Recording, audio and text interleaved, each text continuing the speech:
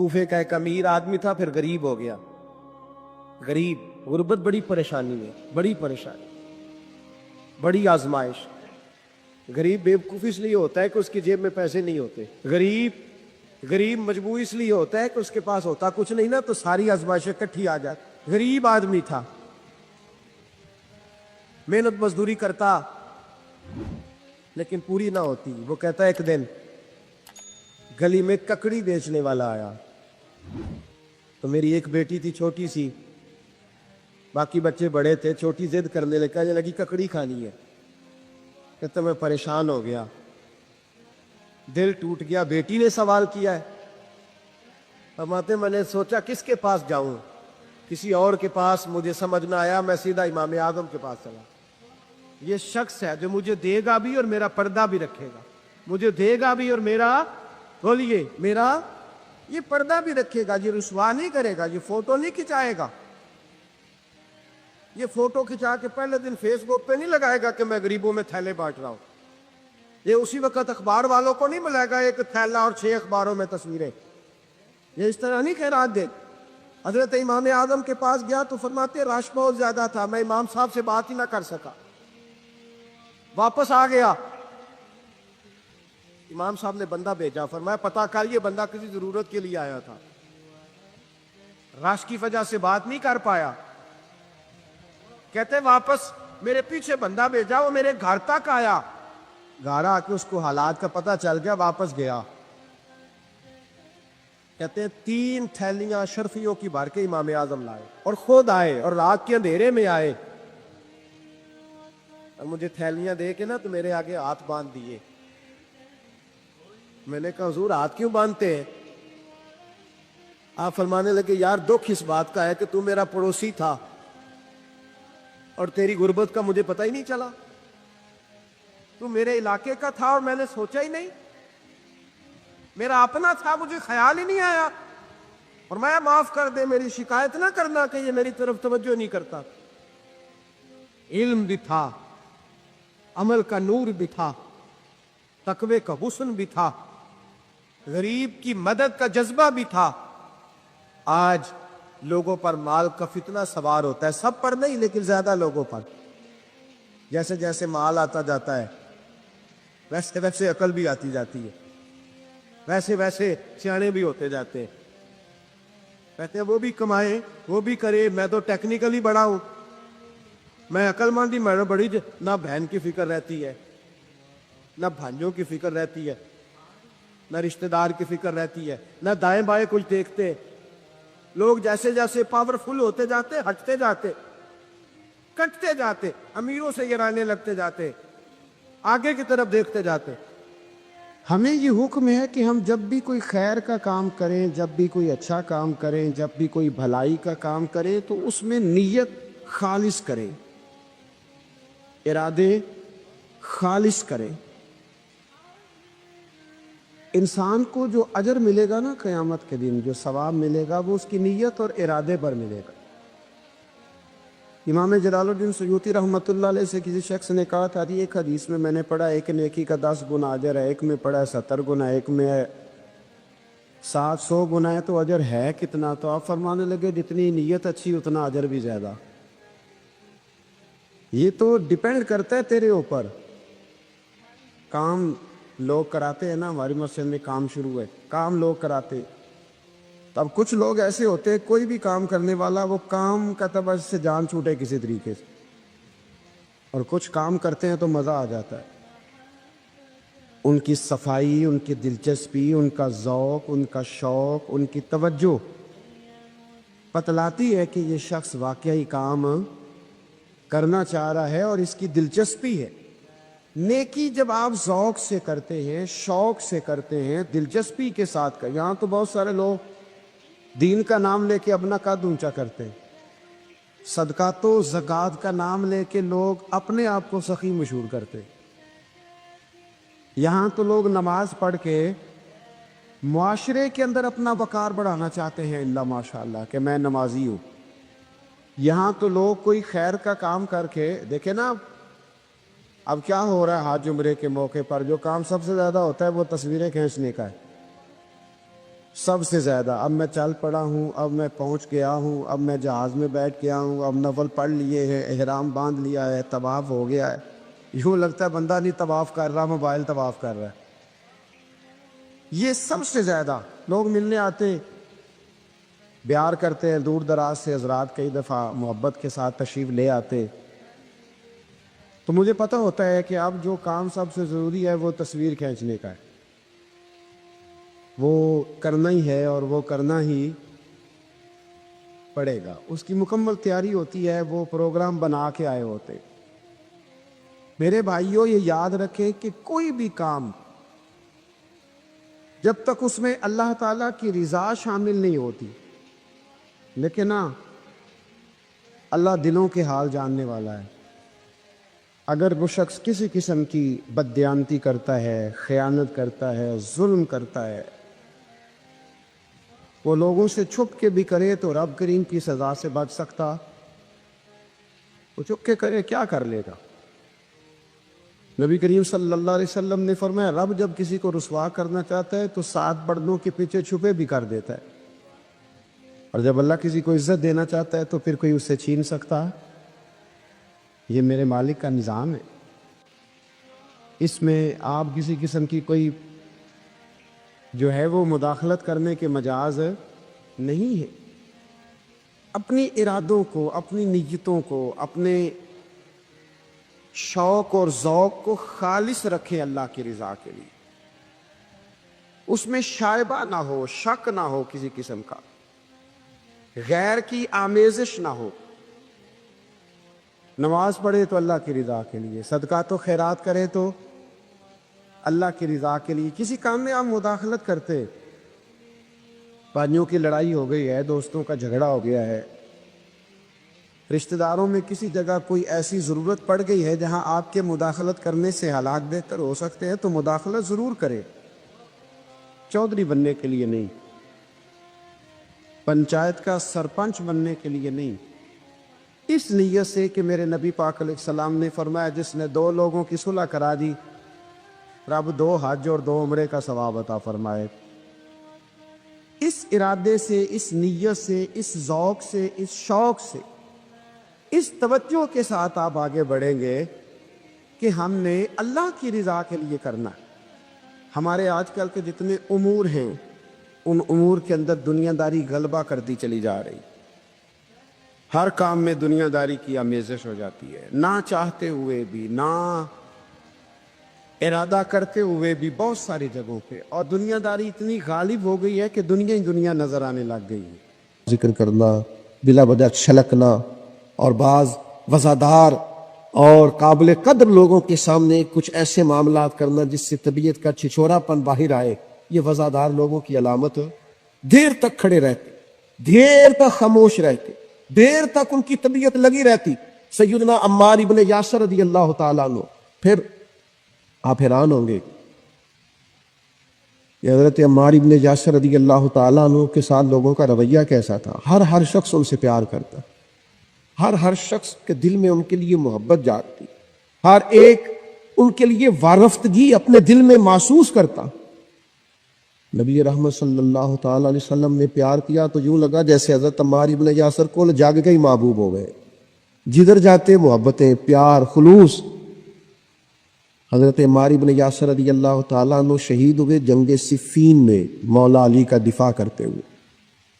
حضرت عمار ابن یاسر رضی اللہ تعالیٰ عنہ آپ اندازہ کریں، کچھ نے 91 سال عمر لکھی ہے، میں بتا چکا ہوں، کچھ نے 93 سال لکھی ہے، کچھ نے 94 سال عمر لکھی ہے۔ اس عمر میں بھی خود میدان میں اترے۔ اسلام نہ فعال زندگی کو پسند کرتا ہے۔ یہ نوجوان جو موبائل لے کے بیڈ ریسٹ کرتے ہیں، انہیں بڑھاپے میں سمجھ آئے گی کہ بیڈ ریسٹ کے نقصان کتنے۔ یہ ان کو بلاؤ نہ، آواز نہ دو، کوئی کام نہ کہو، سوتے کو جگاؤ نہ۔ میں تھوڑے دن پہلے ایک نوجوان سے میں نے کہا، کہنے لگے جی مطلب یہ کہ اب آرام بھی نہ کوئی کرنے دے وہ کیا کرے؟ تو میں نے کہا میرے بھائی سنو، اللہ بڑا پیار کرتا ہے نا بندے سے، سب سے زیادہ رب بھی پیار کرتا ہے نا۔ وہ بھی کہتا ہے سویرے اٹھ، بڑی تجھے نیند آئی، یا اٹھ پہلے نماز پڑھ۔ اور آواز کیا آتی ہے مسجد سے؟ الصلاۃ خیر من النوم، نماز نیند سے۔ اللہ پیار کرتا ہے نا۔ تو پھر آپ کی فلسفے کے مطابق تو آپ کو کہنا چاہیے تھا آرام کر، لیکن وہ کہتا ہے اٹھ کوئی کام کر، وضو کر، پھر ظہر پڑھ، پھر عصر پڑھ، پھر مغرب، پھر عشاء، پھر روزے، پھر حج، جد و جہد، ہمت، کوشش۔ جو لوگ وی آئی پی جاتے ہیں نا حج کرنے کے لیے، بڑے مہنگے ہوٹل میں رہتے ہیں، کھانا کعبہ تو کوئی نہیں جاتا ان کے کمرے میں، حالہ تو وہی پڑتا ہے۔ ایک ہی صف میں کھڑے ہو گئے محمود و یاز، نہ کوئی بندہ رہا نہ کوئی بندہ نواز، فعال زندگی گزارے، سست نہیں، کاہلی نہیں، یہاں بیٹھ گئے، وہاں لیٹ گئے، وہاں موبائل لیا ہوا ہے، مجھے تنگ نہ کرنا۔ آپ کام کریں گے زندگی میں، آپ انقلاب لائیں گے۔ جو چلتا ہوتا ہے نا، چلتا، وہ پانی پاک ہوتا ہے، اور جو ٹھہر جائے وہ پاک نہیں رہتا۔ با ہمت، جد و جہد، کوشش، آخری دم تک لڑنا۔ جیتنا ضروری نہیں، لڑنا آخری دم تک جد و جہد رہے، تازگی رہے، کوشش رہے، ہمت رہے۔ میں نے آپ کو اپنے حضرت صاحب قبلہ عالم رحمۃ اللہ علیہ کی بات سنائی تھی۔ میرے اسا فرمایا کرتے تھے، زمین کے اوپر کام، نیچے جا کے آرام۔ اوپر کام کرے، محنت کرے، وہ جاگنا ہے جاگ لے، افلاک کے سائے تلے، پھر حشر تک سوتا رہے گا خاک کے سائے تلے۔ تھوڑی نیند کر لیں، تھوڑا کھانا کر لیں، تھوڑا آرام کر لیں، لیکن مہربانی کریں۔ یہ جو زندگی ہے نا آرام پسندی والی، یہ زندگی بڑی تکلیف دہ ہے۔ اس میں بڑے کام رہ جاتے ہیں، بندے کے ذمہ جو ذمہ داریاں ہوتی ہیں وہ رہ جاتی۔ فعال، جد و جہد، کوشش، ہمت، بالکل آخری وقت تک۔ سیدنا عمر فاروق کا زخم لگا ہے، خون بہ رہا، حضرت عمر رضی اللہ تعالیٰ عنہ، آخری وقت ہے، کچھ دیر کے بعد وصال ہو گیا۔ ایک نوجوان آپ کے سامنے سے گزرا تو اس کا پاجامہ یا تامہ ٹخنوں سے نیچے تھا، تو بخاری شریف میں موجود ہے، وہیں بول کے بستر علالت پر سیدنا عمر فرمانے لگے، بھائی یہ ٹخنے ننگے کر لے، یہ میرے نبی کی سنت ہے۔ اس وقت تک یعنی لے سجنا سا توڑ ہی نہیں بھائی، قبر تک جانے تک ان لوگوں نے تبلیغ دین کا، اشاعت دین کا، پیغام دین کا فریضہ سر انجام دیا۔ آپ غور کریں، حضور مدینہ طیبہ تشریف لائے، اب پیار کرنے والا ہر آدمی ہی قابل اکرام ہوتا ہے۔ محبتوں کا خراج ہمیشہ انسان کو قرضدار رکھتا ہے۔ میرے جیسے چھوٹے آدمی سے جب لوگ پیار کرتے ہیں تو اپنی گردن جھکی ہوئی نظر آتی ہے کہ بوجھ زیادہ ہے، اس قابل نہیں ہے جتنی محبتوں کا سامنا۔ تو اب سب محبت کرنے والوں کی دل جوئی کرنا، ان کے معیار پر پورا اترنا، ان کے معاملات کو دیکھنا، یہ آسان کام نہیں ہوتا۔ کسی درویش نے کہا تھا، میں دوست تھوڑے بناتا ہوں، اس لیے کہ دوست زیادہ ہوں تو حقوق بھی زیادہ ہوتے ہیں، تو میں اتنی وسعت نہیں رکھتا کہ میں سب کے حق ادا کر سکوں۔ نبی پاک علیہ السلام مدینہ طیبہ تشریف لائے تو ہر آدمی کی خواہش ہے حضور میرے گھر آئے، حضور میرے گھر آئے، اور جو بھی وہاں عرض گزار ہے اور پیغام دے رہا ہے، سب کے سینے بھی کھلے ہوئے ہیں، دل بھی کھلے ہوئے ہیں، آنکھیں پلکیں فرش راہ کیے ہوئے ہر آدمی منتظر ہے کہ محبوب میرے گھر میں اب بڑا امتحان ہے، کس طرح کر کے سب کی چاہتوں کا جواب دیا جائے۔ تو یہ ذرا دیکھیے اس امی لاقبی محبوب کی حکمت اور دانائی۔ محبوب فرمانے لگے، بھی میری جو اونٹنی ہے نا، یہ معمور من اللہ ہے، میں گویا خود نہیں فیصلہ کرتا میں نے کہاں جانا ہے، جہاں اونٹنی بیٹھ جائے گی میں مہمان بن جاؤں گا۔ انداز دیکھیے، نبی پاک علیہ الصلوۃ والسلام نے نا اونٹنی کی لگامیں اس کی گردن پر ڈال دیں، اب وہ اونٹنی چلتی جا رہی ہے، تھوڑی آگے جا کے ایک جگہ وہ بیٹھ گئی، لیکن اس کے بیٹھتے ہی حضور اترے نہیں، محبوب بیٹھے رہے۔ ابھی سرکار کی اونٹنی پوری طرح بیٹھی نہیں تھی، پھر اٹھ کے کھڑی ہو گئی، اور تھوڑا سا آگے چلنے کے بعد حضرت ابو ایوب انصاری کے دروازے کے سامنے بیٹھ گئی، اور وہ اس طرح بیٹھی کہ اس طرح جم کے بیٹھی کہ اس نے اپنی گردن بھی بچھا دی۔ جب اطمینان سے اونٹنی بیٹھ گئی، نبی کریم اترے، جناب ابو ایوب انصاری رضی اللہ تعالیٰ عنہ کے گھر میں جلوہ فراز ہوئے۔ یہ وہ دانائی تھی میرے کریم محبوب کی، وہ حکمت تھی کہ کسی محبت کرنے والے کو اعتراض کیا ہونا تھا، سب کا قربان ہونے کو دل کر رہا تھا۔ ہمارے ہاں تو 4 بچے ہوتے ہیں اور ہم کسی ایسی دانائی کا مظاہرہ نہیں کرتے کہ ان کے اندر برابری کر سکیں، ہم اس سمجھ بوجھ کا لحاظ ہی نہیں کرتے۔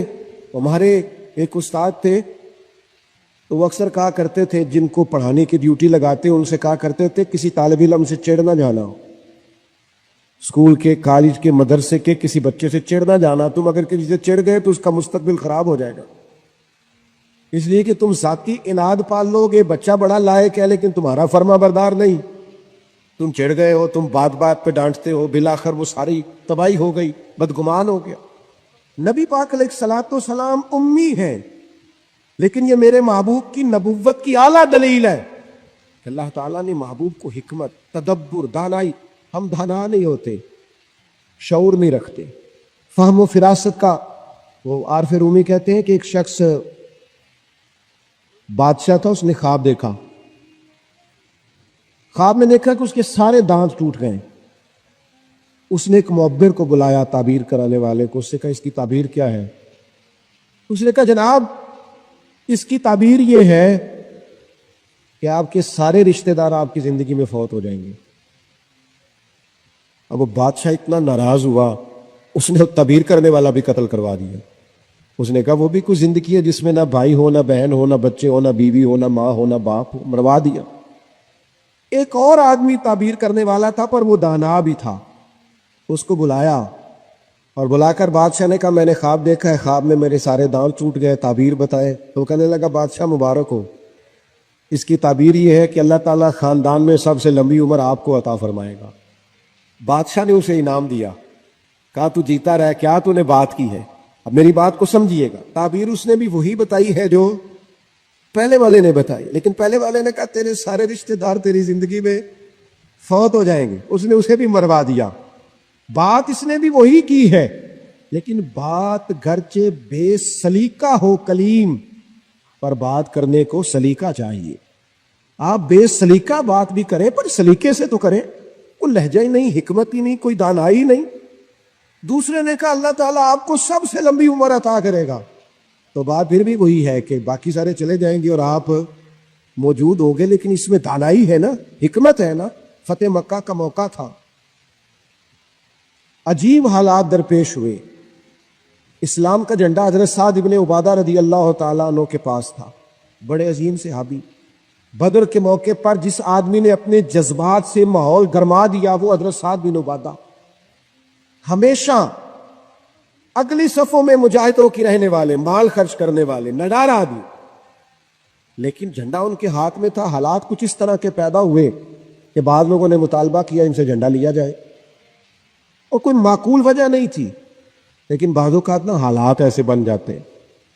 اب حضور علیہ السلام کی بارگاہ سے مطالبہ ہو رہا ہے کہ آپ جناب سعد بن عبادہ سے جھنڈا لے لیں۔ یہ نوجوانوں سے بالخصوص عرض کروں گا کہ علم بھی تبھی بندے کو فائدہ دیتا ہے جب اس کے ساتھ کچھ بندے کو شعور بھی ہو، ہنر بھی تبھی فائدہ دیتا ہے جب اس کے ساتھ کچھ نہ کچھ دانائی بھی ہو۔ شیخ سعدی فرمایا کرتے تھے ایک من علم ہونا تو سنبھالنے کے لیے 10 من عقل کی بھی ضرورت ہوتی ہے، ورنہ ضائع ہو جاتا ہے سارا۔ دانائی، تدبر، یہ دیکھیے امی لقبی محبوب سے ہم نے دانائی سیکھنی ہے، تدبر سیکھنا ہے، فہم و فراست سیکھنی ہے۔ زندگی میں شعور کس کو کہتے ہیں یہ حضور ہمیں سکھائیں گے۔ کہ جناب حضرت سعد بن عبادہ کو اتارنا ہے۔ اب بڑے بڑے دانا صحابہ کہہ رہے تھے یا رسول اللہ کوئی ایسی بات نہیں ہے، حالات اس طرح کے ہیں، کیسے یہ فیصلہ کریں گے؟ حضور نے فرمایا کوئی مشکل نہیں، اتار دیتے ہیں، بدل دیتے ہیں، ان سے منصب لے لیتے ہیں۔ یا رسول اللہ یہ آسان نہیں ہے، کیسے؟ فرمایا ابھی دیکھنا تم، یہ اللہ تعالیٰ نے میرے محبوب کو حکمت کی خزانوں کی کنجیاں عطا فرمائی۔ نبی کریم علیہ السلام نے فرمایا سعد بن عبادہ جھنڈا دے دیں آپ واپس، اب آپ لشکر کے علم بردار نہیں رہے۔ انہوں نے بوجھل ہاتھوں سے جھنڈا تھما ہوا تھا، پریشان تھے کہ کوئی ایسی بات نہیں۔ جب حضور نے کہا دیں تو وہ غلام تھے، سانو قید سجن دا گہنا ہے، وہ جینجے رکھے ایسا اونج رہنا ہے۔ انہوں نے اسی وقت جھنڈا تھما دیا، خوش ہو کے تھما دیا۔ لیکن یہ میرے محبوب کی حکمت ہے، محبوب نے جناب سعد بن عبادہ سے جھنڈا لیا اور قریب ان کے جوان بیٹے کھڑے تھے، محبوب نے جھنڈا انہیں دے دیا۔ فرمایا کمان تیرے ہاتھ میں ہے۔ باپ کا قد اس وقت 10 فٹ زمین سے اونچا ہو جاتا ہے جب اس کا بیٹا اس کی جگہ پہ بیٹھ جاتا ہے۔ وہ کہتا ہے میری فکر گئی، میں اب بے فکر ہوں۔ جب انہی کے بیٹے کو وہ منصب ملا تو اب حضرت سعد بن عبادہ کے چہرے کی کیفیت یہ تھی کہ وہ گویا اپنی آنکھوں اور اپنے چہرے سے بتا رہے تھے میں تو خود جھنڈا پکڑ کے اتنا راضی نہیں تھا جتنا اپنے بیٹے کے ہاتھ میں دیکھ کے راضی ہوں.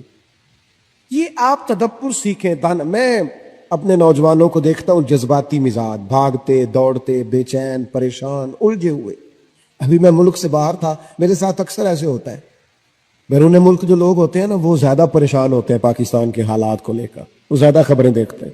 تو ایک صاحب مجھ سے کہنے لگے پاکستان کے حالات، میں نے کہا بالکل ٹھیک ہے، کہ اتار چڑھاؤ ہے، زندگی کے ساتھ چلتا ہے، بے چینی نہیں، بے قراری نہیں، الجھاؤ نہیں، ہر وقت کا اضطراب نہیں، دانائی، تدبر، حکمت، معاملہ فہمی، یہ ہمیں ہمارے رسول پاک نے عطا فرمائی.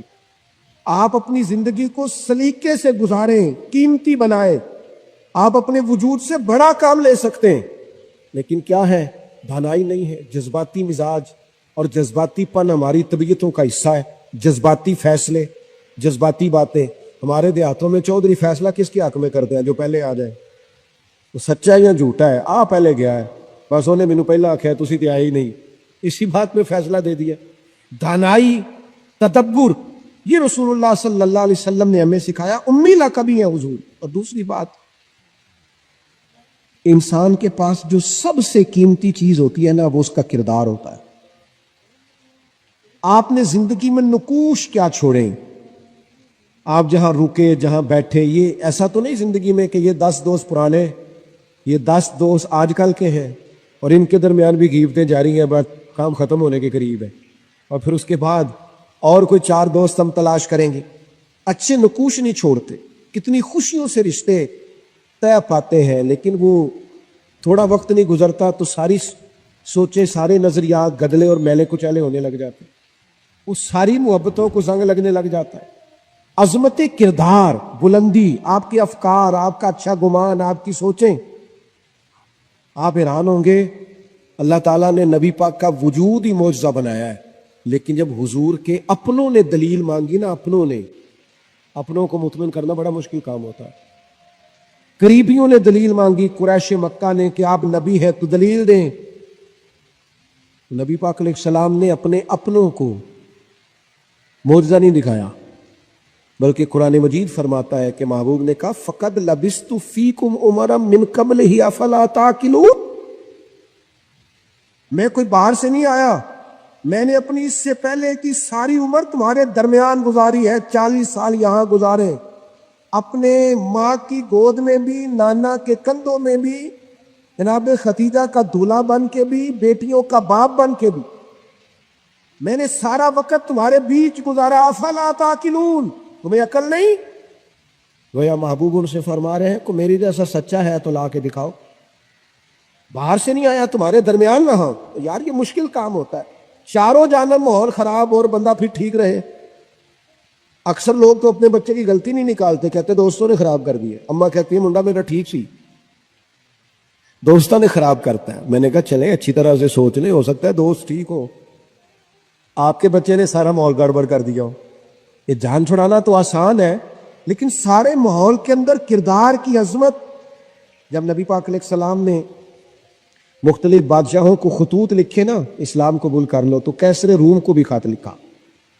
کیسر سیانا آدمی تھا. سیانے لوگ جو ہوتے ہیں وہ زمینی حقائق دیکھتے ہیں، جذباتی فیصلے نہیں کرتے، وہ معاملہ فہم ہوتے ہیں. آج کل جس طرح میں اور آپ ہیں نا تصویروں کے اندر زندگی گزار رہے ہیں، لائکس، ویوز، کمنٹس، اسی پر زندہ ہے. لوگ ان پر وقت نہیں گزارتے. اس سمجھدار لوگ. کیسر روم کے پاس میرے محبوب کا خط گیا، اس نے فوراً نہیں فیصلہ کیا، کہنے لگا کوئی، ورنہ بہت سارے ایسے بدبخت بھی تھے معاذ اللہ جنہوں نے حملے کی تیاری شروع کر دی. ہمیں خط لکھا ہے اسلام قبول کرو، ہم حملہ کریں گے. لیکن یہ سیانا آدمی تھا. اس لوگوں سے کہا یہاں اگر کوئی سردار آیا ہوا ہو نا، مکے کا تجارت کی غرض سے سردار آیا کر دے، کوئی سردار آیا ہوا ہو تو میری ملاقات کراؤ. جناب ابو سفیان ابھی مسلمان نہیں ہوئے تھے، اور ہر جنگ میں قریش مکہ کی لیڈ وہ کرتے تھے. وہ ان دنوں وہاں گئے ہوئے تھے، تجارت کی غرض سے بلا لیا. اب کیسر نے سامنے کھڑا کیا. بخاری شریف سے لے کر کتب سیرت میں تمام جگہ کتب احادیث میں آپ کو الفاظ کے اختلاف کے ساتھ لیکن مفہوم ایک ہی ہے، یہ روایت ملے گی کیسر نے سوال کرنے شروع کیے جناب ابو سفیان سے. پہلے پوچھا آپ کون ہے؟ کہ میں سردار ہوں. وہ رشتہ کہنے لگے جس محبوب نے آپ کو خط لکھا ہے میں رشتے میں چچا ہوتا ہوں. کہنے لگے بتائیے اس محبوب نے دعویٰ نبوت کیا ہے، ان کے خاندان میں ماضی قریب میں کسی اور نے بھی کیا ہے؟ کہا نہیں. کہا کوئی بادشاہ گزرا ہو ان کے خاندان میں قریب کا؟ کوئی نہیں. کہا یہ بتائیے ان کے ماننے والے امیر ہیں کہ غریب؟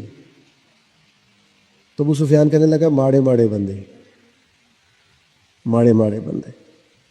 میں آپ مجھ سے ناراض نہ ہوئیے گا لیکن محفل میلاد میں بھی ماڑے بندے آتے ہیں، سیاسی سماجی لوگ بھی آتے ہیں کسی سے ادھاری ٹوپی لے کے. ان کا خیال ہوتا ہے چلو میلاد کی محفل کی بھی قیادت جلدی سے ہم لے لیں، جلوس بھی جلدی سے قبضہ کر لیں، کل کو ان لوگوں کو پاس بھی جانا ہے الیکشن کے دنوں میں. لیکن غریب لوگ. پر ہمارا حال یہ ہوتا ہے کہ جس کو 35 سال ہو گئے فجر کی اذان پڑھتے وہ بیچارہ میلاد کی محفل کی بھی صدارت نہیں کر سکتا. وہاں بھی جن کے ہاتھوں میں نوٹوں کی دتیاں اچھی ہوں ان کی سیٹیں اگلی ہوتی ہیں. یہ ذوق ٹھیک نہیں. یہ اس محفل کے وقار کے حق میں نہیں. یہ بات یہ بڑی بلند و بالا محفل ہے، اس کا معیار اور ہونا چاہیے. پوچھا سردار نے ابو سفیان بتائیے ماننے والے کون ہیں؟ کہ غریب. اور میں یہ بتاؤ تمہاری کبھی ان سے جنگ بھی ہوئی ہے؟ کہ ہوئی ہے. نتیجہ کیا نکلا؟ کہ کبھی ہم فتح یاب ہوئے کبھی وہ. کہنے لگا اچھا یہ بتائیں ان کے ماننے والے گھٹ رہے ہیں بڑھ رہے ہیں؟ ابو سفیان کہنے لگا جی بڑھ تو روز بروز رہے ہیں اور نتیجہ خیز ہو رہی ہے دعوت. اس نے کہا اچھا یہ بتائیں جنہوں نے دعوی نبوت کیا ہے کیا کبھی انہوں نے جھوٹ بھی بولا ہے؟ ابو سفیان کہتے ہیں کہ میں ایک منٹ کے لیے سوچ میں مخالف تھا نا، مخالف رائے دے رہا تھا، لیکن میرے دل کے اندر سے آواز آئی معاذ اللہ میں انہیں جادوگر کہوں، شاعر کہوں، شاعر کہوں تو شاید کوئی شخص میری بات پر توجہ دے، پر نبی پاک نے جھوٹ بولا یہ تو مانے گا ہی کوئی نہیں. کہتے ہیں میں نے کہا بات بالکل سچی کرنی ہے. وہ میرے سامنے پیدا ہوئے، سامنے جوان ہوئے، سامنے ان کے بال سفید ہوئے، اور اس محبوب کی زبان سے جو بھی نکلتا ہے حق اور سچ ہی نکلتا ہے. میں کیسے آپ کو یہ بات عرض کروں کہ بغیر وجہ کے لوگ جھوٹ بولتے ہیں، ان کا کوئی فائدہ نہیں. آج ناراض ہو جانا ہے آپ نے، چلو کوئی بات نہیں، لیکن ایک بات ضرور ہے کہ قوم کو سمجھدار ضرور ہونا چاہیے، ناراض ہو یا نہ ہو. یہ جو فارغ رہنے والے 15-20 ہیں انہوں نے بڑی خرابی کی ہے. ان کو دیکھ کے اور بھی بہت سارے لڑکے فارغ ہو گئے. یہ جو محلے کے پہلے 10 فارغ ہیں نا یہ بڑا نقصان کر. اگر یہ کچھ محنت کریں، جد و جہد کریں تو باقیوں کی بھی توجہ کام کی طرف بڑھے. بوڑھا باپ ڈیوٹی پہ جا رہا ہے، بیٹے کو کام ہی نہیں مل رہا. عجیب بات، بوڑھا باپ ساری مزدوری کر رہا ہے، بچہ کہتا ہے کام نہیں میری مرضی کا مل رہا. تیری مرضی کا کب ملے گا؟ محنت کریں، جد و جہد کریں. ہمارے ہاں نا ہر شعبے میں معاذ اللہ ایک مافیا ہے، الا ماشاء اللہ. وہ مافیا کہتا ہے میرے ساتھ ملو گے تو میں چلنے دوں گا ورنہ میں نہیں چلنے دوں گا. مارکیٹ میں آ ہی نہیں سکتا فلانا بندہ کیونکہ یہاں ہمارا قبضہ ہے. اور میرے بھائی پھر بہت سارے لوگ جن کی نیتیں اور ارادے بڑے اچھے ہوتے ہیں شروع میں، وہ بھی اس مافیا کا شکار ہو جاتے ہیں اور ان کے رنگ میں رنگ جاتے ہیں. یاد رکھنا کسی شخص کی بلیک میلنگ کا کبھی شکار نہ ہونا، کبھی کسی کی میٹھی اور مسجع مکفہ باتوں کا شکار نہ ہونا. کوئی کیا کر سکتا ہے اگر اللہ مددگار ہو تو؟ جس کو رب کریم اٹھانا چاہے اسے کوئی گرا سکتا ہے؟ ہم یہ ڈرے سہمے پریشان فیصلہ کرنے کی طاقت نہیں، مجھے چلنا چاہیے کہ نہیں، اٹھنا چاہیے کہ نہیں، کرنا چاہیے. اٹھ باندھ کمر کیوں ڈرتا ہے؟ پھر دیکھ خدا کیا کرتا ہے. حضرت عبداللہ ابن عباس فرماتے ہیں میرے نبی پاک علیہ السلام نے میری تربیت فرمائی، حضور نے میری تربیت فرمائی. اور محبوب پاک علیہ السلام نے فرمایا عبداللہ یاد رکھنا، یہ نوجوان دوست میری بات لکھ لیں، پریشان لوگ میری بات لکھ لیں، جن کے پاس قوت فیصلہ نہیں وہ اس بات کو لکھ لیں. حضرت عبداللہ ابن عباس فرماتے ہیں میرے نبی پاک علیہ السلام نے مجھ سے فرمایا تھا عبداللہ سن، اگر ساری دنیا مل کے تیرا کوئی نفع کرنا چاہے کر نہیں سکتی جب تک میرے رب کی رضا نہ ہو. اور فرمایا ساری دنیا مل کے تیرا کچھ بگاڑنا چاہے تو عبداللہ بگاڑ نہیں سکتی جب تک رب کریم کی حکمت کا تقاضا نہ ہو۔ لوگوں سے ڈرنا، لوگوں کی طرف دیکھنا، ماحول دیکھ کے اپنے راہ کا تعین کرنا، ہر بندے کے خیالات کے مطابق ڈھلنے کی کوشش کرنا، فلانا نہ ناراض ہو جائے، فلانا نہ ناراض ہو جائے، وہ جس نے ہونا ہو جائے، بس رب رسول ناراض نہ ہو۔ اپنی زندگی میں اپنے مالک کو مولا جان کے، بل اللہ مولاکم، اللہ تمہارا مولا ہے، وَهُوَ خَيْرُ النَّاصِرِينَ، وہ بہترین مددگار ہے۔ توجہ جب بھی کریں رب کی جانب کریں، اپنے دل کا قبلہ درست رکھیں، سوچوں کے زاویے سیدھے رکھیں۔ میرے بھائی، مالک جب بندوبست کر دے نا، جب مالک بندوبست کر دے، پھر ایسا بندوبست کرتا ہے کہ لوگوں کے پاس نا چارہ نہیں رہتا۔ حضرت مریم رضی اللہ تعالی عنہا پاک باز تھیں، مسجد میں رہی تھیں، پر مالک کی حکمت کے تقاضے بڑے عجیب ہیں نا۔ پھر جناب مریم کو اللہ تعالیٰ نے بغیر شوہر کے اولاد عطا کر دی۔ یہ بات ہی ایسی تھی، کسی نے کہا تھا کہ مخلوق تو فنکار ہے اس درجہ کے پل بھر میں سنگے در کعبہ سے بھی اصنام تراشے، تم کون ہو کیا چیز ہے داغ کبابی، لوگوں نے تو مریم پہ بھی الزام تراشے۔ تو لوگوں نے کہا کدھر سے لے آئی بچہ، تیرا باپ تو ایسا نہیں تھا، کہاں سے لے آئی؟ اللہ کرے میں آپ کو سمجھا سکوں، ذرا اپنے آپ کو وہاں کھڑا کریں کہ ایک پاک باز عورت، پاک باپ کی بیٹی، طیب ماں کی بیٹی، اور اللہ کے گھر میں پرورش پانے والی خاتون، ایک وہ وقت اور ایک یہ وقت کہ اس عورت کو کٹہرے میں کھڑا کر کے پوچھا جا رہا ہے کہ معاذ اللہ تیری گود میں بچہ جائز نہیں ہے، کہاں سے لائی ہے؟ اب خود سے صفائیاں بندہ کتنی کو دے، کتنی کو وضاحتیں کرے۔ اور میں نے تو اپنی زندگی میں دیکھا ہے زیادہ وضاحت دینے والے کو بھی لوگ جھوٹا سمجھنے لگ جاتے ہیں، زیادہ وضاحت دینے پر بھی لوگ کمزوری کا اظہار سمجھتے ہیں کہ کمزور پڑ گیا۔ آپ صلح کی کوشش کرتے ہیں، سامنے والا بزدل سمجھ لیتا ہے، زیادہ وضاحتیں بھی کمزور کر دیتی ہیں۔ اب حضرت مریم کو کٹہرے میں کھڑا کر کے کہا بچہ کس کا ہے؟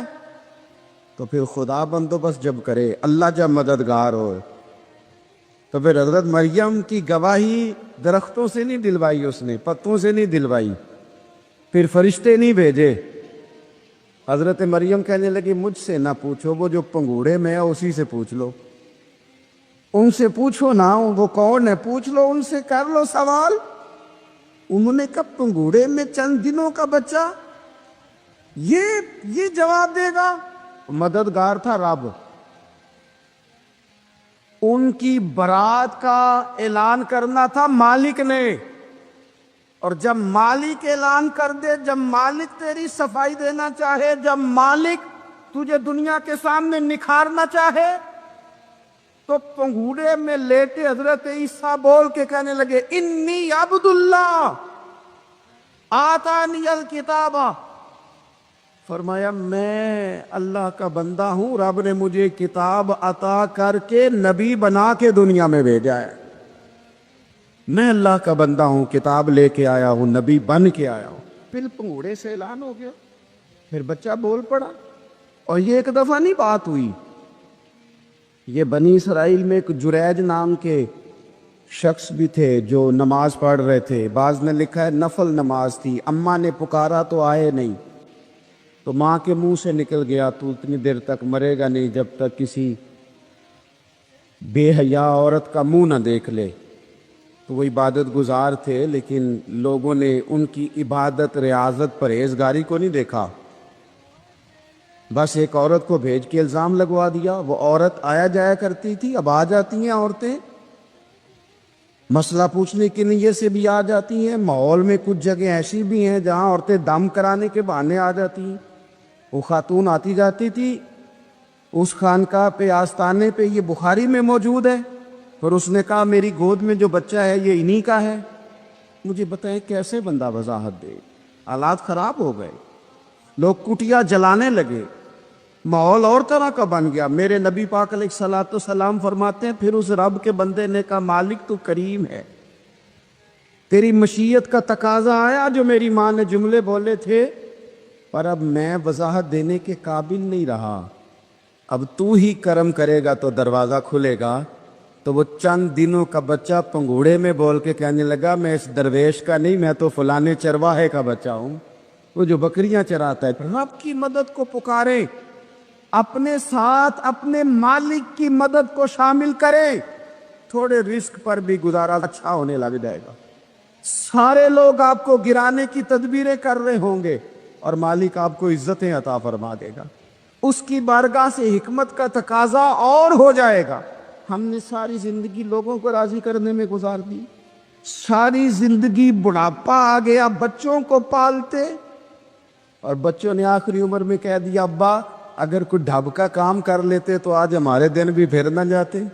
ساری زندگی گزار دی بہن بھائیوں کو راضی کرنے میں، ساری زندگی گزار دی ذمہ داریاں اٹھانے میں، ان کو 99 دفعہ دیا، ایک دفعہ نہیں دیا تو انہوں نے کہہ دیا تو نے تو کبھی دیا ہی نہیں، تو تھا ہی نہیں۔ ساری زندگی محلے داروں علاقے والوں کو راضی کرنے میں گزار دی، اور میں نے ایسے لوگ بھی دیکھے دین کے لیے وقت گزارا، لیکن جب بڑھاپے میں دانت کام نہ کرتے تھے تو وقت کے مفتیوں کو بھی مسجدوں کی کمیٹیوں نے کہہ دیا اب آپ کی سمجھ نہیں آتی، ہم نے خطیب کو یور رکھنا ہے، نہ دیکھو دنیا کی طرف، دنیا رلا دیتی ہے، نہ راضی کرو بندوں کو، بندے تھکا دیتے، نہ پیچھے بھاگو ہر وقت دنیا داروں کے، یہ انسان کو کمزور کر دیتے ہیں، وہ تو کریم ہی بڑا ہے۔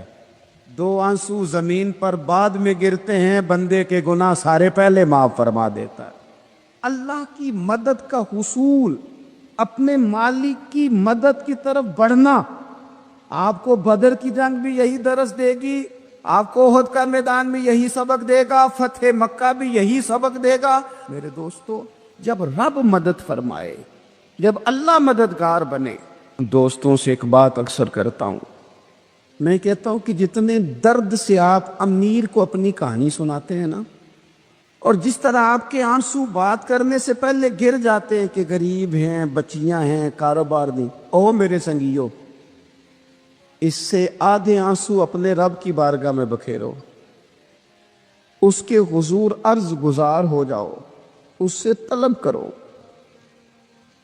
ایک وقت انسان پر زندگی میں ایسا آتا ہے کہ اسے یوں محسوس ہوتا ہے کہ میرا سایہ بھی ذرا سا پیچھے ہٹ گیا ہے، اسے یوں لگتا ہے کہ میں کسی سہارے پہ ہاتھ ڈالتا ہوں تو وہ بھاگ جاتا ہے مجھ سے، لیکن مالک کی بارگاہ ایسی عظیم بارگاہ ہے، رب رسول کے آستانے اتنے بڑے ہیں کہ آپ جب وہاں کشکول طلب دراز کرتے ہیں تو جھولی پھیلانے میں دیر لگتی ہے، ان کو بھرنے میں تو کوئی دیر نہیں لگتی۔ ہم نے اپنا سوچ کا قبلہ ہی دنیا کو بنا لیا ہے۔ یہ جو اللہ والوں کی مدد ہے یہ تو اللہ ہی کی مدد ہے، لیکن یہ جو سیٹھوں کی طرف توجہ کرنا، نوابوں کی طرف توجہ کرنا، دنیا داروں کی طرف توجہ کرنا، اور اپنا مزاج اس طرح کا بنا لینا، یارو گردن کو جھکا دیتا ہے خیرات کا پتھر، جہاں میں مانگنے والوں کے سر کبھی اونچے نہیں ہوتے۔ اور اقبال کہتے ہیں غیرت ہے بڑی چیز جہاں تگ و دو میں، پہناتی ہے یہ فقر کو تاج سردارا۔ میں عرض کروں گا کہ اپنی آپ جب توجہ کا قبلہ اللہ رسول کو بنائیں گے تو رب فرماتے وَيَرْزُقْهُ مِنْ حَيْثُ لَا يَحْتَسِبُ، میں نہ تجھے وہاں سے رزق دوں گا جہاں سے کبھی تیرا گمان بھی نہیں گیا ہوگا، یہاں سے بھی مل سکتا ہے، تو نے سوچا بھی نہیں ہوگا۔ بخاری شریف میں حدیث ہے، حضرت جابر ابن عبداللہ فرماتے ہیں نبی پاک صلی اللہ علیہ وسلم نے 300 لوگوں کا ایک لشکر روانہ کیا کسی مہم کے لیے، کسی جہاد کے لیے۔ حضرت ابو عبیدہ بن جراح رضی اللہ تعالیٰ عنہ امیر لشکر تھے۔ فرماتے غربت اتنی زیادہ تھی، بھوک اتنی زیادہ تھی کہ ایک ایک کھجور دن میں ایک وقت کھانے کو ملتی تھی، اور کچھ دن ایسے آئے کہ اب کھجور بھی نہیں مل رہی. فرماتے اتنی زیادہ بھوک لگی مجاہدین کو 300 بندہ پتے کھا کے گزارا ہونے لگ گیا. یہ بخاری میں موجود ہے. آپ فرماتے کہ دریا کے کنارے ہمارا پڑاؤ تھا، ٹھہراؤ تھا. جب بھوک سے نڈھال ہو گئے نا، وَيَرْزُقْهُ مِنْ حَيْثُ لَا يَحْتَسِبُ، اللہ وہاں سے روزی دیتا ہے، گمان بھی نہیں ہوتا. فرماتے ہیں ایک مچھلی اللہ تعالیٰ نے دریا کے کنارے بھیجی. فرماتے ہیں وہ تھی تو مچھلی پر پہاڑ جتنی تھی.